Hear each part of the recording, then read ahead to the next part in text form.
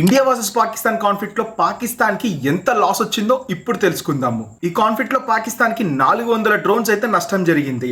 అందులో చైనాకి చెందిన 250 డ్రోన్స్ ఉంటే టర్కీకి చెందిన 150 డ్రోన్స్ ఉన్నాయి. దీని కాస్ట్ $6.25 మిలియన్.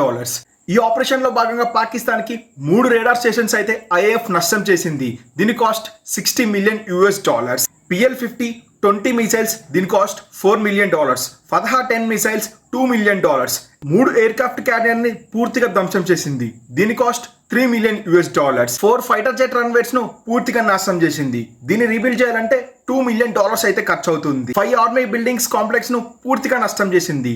దీని కాస్ట్ $5 మిలియన్. F-16 JF-17 లాంటి యుద్ధ విమానాలను కుప్పకూల్చింది. దీని కాస్ట్ $105 మిలియన్.